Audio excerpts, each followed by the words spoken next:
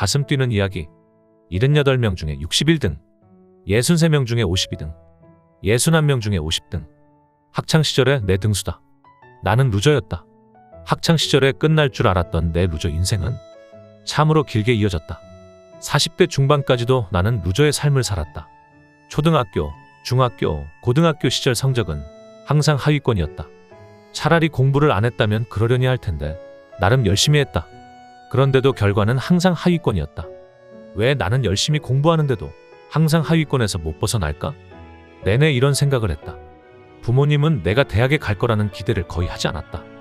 내가 대학에 진학할 당시에는 아무리 눈높이를 낮추어도 대학에 못 가는 학생이 제법 많았기 때문이다. 대학교 전체의 정원보다 학생 수가 훨씬 많은 시절이었다. 그런데 기적이 일어났다.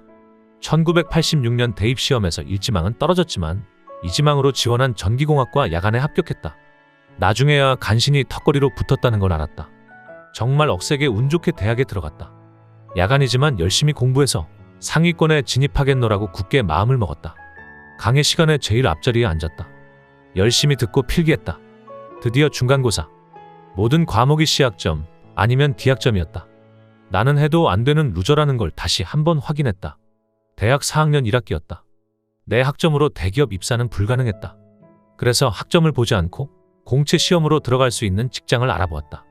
부모님은 내가 한국전력에 들어가기를 원하셨다. 4학년에 올라가면서 학과 공부는 포기했다. 새벽 5시에 도서관에 가서 문을 닫는 11시까지 필사적으로 공부했다. 그렇게 꼬박 1년을 매달렸다. 한국전력 공채 시험을 치렀다. 어느 누구도 내가 합격할 것이라고는 기대하지 않았다. 당연히 나 역시 기대하지 않았다. 그런데 합격이었다. 다들 기적이라고 했다. 입사 후에 알았다. 내가 꼴찌로 턱걸이를 했다는 사실을. 당시 우리나라의 산업이 빠르게 발전하면서 한국전력은 역대 가장 많은 수의 신입사원을 뽑았다. 그 혜택을 톡톡히 본 것이다. 입사 후 6개월 넘게 신입사원 교육을 받았다. 발전소에 배치되기 전에 실무 교육을 받는 것이었다. 주중에는 교육을 받고 매주 토요일에 평가 시험을 치렀다. 비록 꼴찌로 입사했지만 열심히 해서 중간 이상이 되고 싶었다. 예습과 복습을 철저히 했다.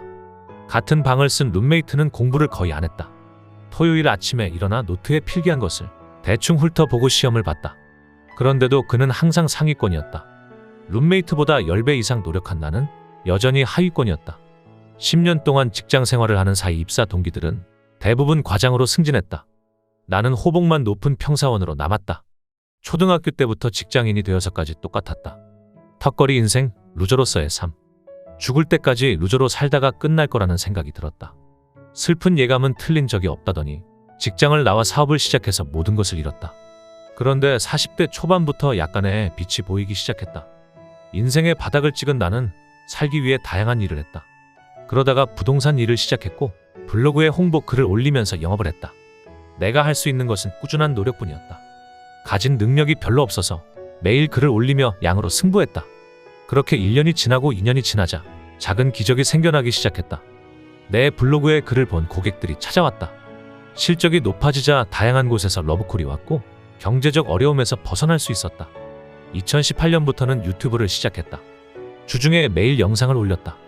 내가 아는 한 유튜버에게는 별다른 능력이 필요하지 않다. 매일 꾸준하게 영상을 올리는 것이 중요하다. 현재 내 유튜브 구독자는 60만 명이 넘는다. 유튜브는 내게 수많은 선물을 안겨주었다. 매일 독서를 했다. 읽기의 완성은 쓰기다. 매일 글을 읽고 매일 글을 썼다. 그 글을 모아서 책을 내고 작가가 되었다. 책은 최고의 퍼스널 브랜딩 도구다. 책을 펴내고 난 뒤에 여러 곳에서 나를 찾았다. 40대 초반까지 루저로 살았던 나에게 어떻게 이런 변화가 찾아온 것일까? 이전과 달라진 것은 없었다. 딱 한 가지, 나의 유일한 무기인 꾸준함이 빛을 발한 것이다. 매일 읽고 매일 블로그에 글을 올리고 매일 유튜브에 영상을 올리고 매일 배움을 위해 노력했다. 남들보다 느렸지만 포기하지 않았다. 그릿이라는 세계적인 베스트셀러가 있다. 이 책은 IQ와 재능, 환경을 뛰어넘는 것이 무엇인지에 대해 말한다. 그게 뭘까? 바로 열정적 끈기의 힘이다. 나는 IQ가 낮고 재능도 없으며 환경도 보잘것없다. 이런 나를 여기까지 끌고 온 것은 끈기였다. 가진 능력과 재능과 환경이 없었기에 끈기만이라도 있어야 했다. 그래야만 최소한의 삶을 살 수 있었다. 지금도 나는 끈기 하나만 믿고 묵묵히 나아가고 있다. 신은 나에게 왜 이처럼 큰 시련을 주는가? 나는 어렸을 적부터 40대까지 이런 원망을 하면서 살았다. 신이 미웠다. 아니, 신을 믿지 않았다. 그런데 40대 중반에 알게 되었다. 신이 나에게 왜 그런 시련을 주었는지를, 그 답을 맹자의 고저장에 실린 글에서 찾았다. 지금 힘들다면, 하는 것마다 실패한다면, 모든 걸 다 포기하고 싶다면 그건 당신에게 신이 주신 선물이다. 세상을 원망하고 자신을 포기하기 전에 다음에 그를 눈이 아닌 마음으로 읽고 가슴에 새겨보자.